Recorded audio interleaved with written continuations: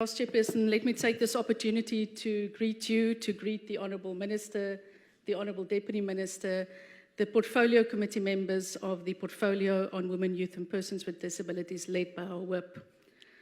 Good afternoon to all South Africans. Chair, it is Professor and author Audre Lorde that reminds us, and I quote, "I'm not free while any woman is unfree, even when her shackles are very different from my own." Right now, countless women, young people, and persons with disabilities across our nation remain shackled. Shackled not by their own making, but shackled by poverty, shackled by a lack of opportunities, shackled by gender-based violence and teenage pregnancies, and shackled by a system that fails them. And so the real question we must ask today is whether the departments whose budget vote we are considering is truly fit for purpose.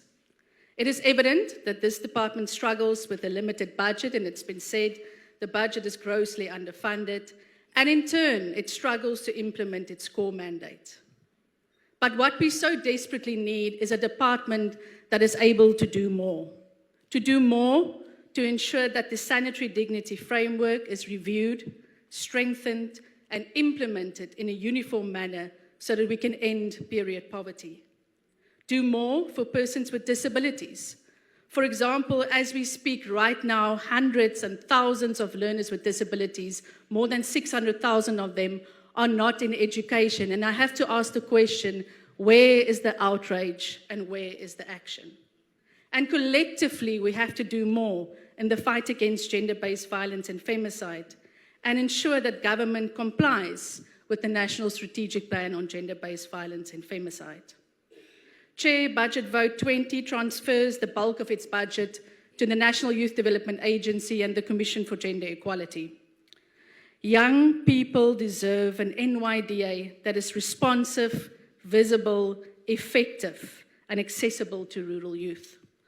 I wish to read just a snippet from a young counsellor and leader who wrote on Facebook about the NYDA, and he says, "The persistent failure to appoint a new NYDA board is yet another glaring example of how young people continue to be treated with utter disrespect and disregard. The delay is not a minor bureaucratic glitch. Parliament has done its job. The selection process was transparent, merit-based, and constitutionally sound. The only plausible explanation for the delay is profoundly concerning, that it might be interference. And if that is the case, it amounts to an assault on our democratic processes, reducing a key institution to a playground for factional interests." And so I would like to make a public appeal again today to the President of our Republic, His Excellency President Cyril Ramaphosa, to act without further delay to appoint a new NYDA board, because we cannot say on the one hand that we are interested in the future of our youth, but we leave the NYDA directionless. And while the IFP welcomes the CGE's renewed focus on our teenage pregnancy crisis, it is clear that the Commission for Gender Equality must be empowered and resourced to enforce its recommendations. Without teeth, it cannot bite, and without resources, it cannot serve effectively. Chair, impact must be measured by tangible change. To this end, the IFP plans to lead in terms of tangible change.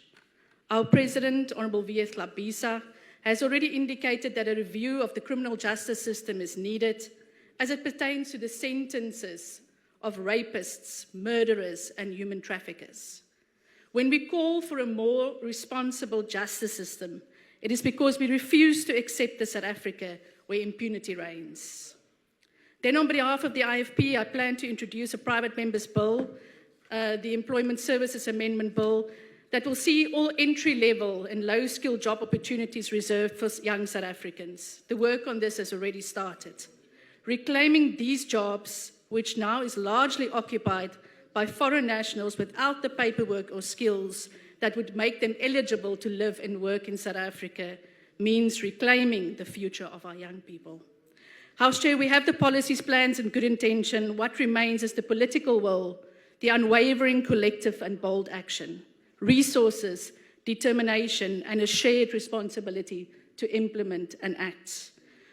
We will answer your call to action, and the IFB supports this budget. I thank you. Thank you, Honourable Member.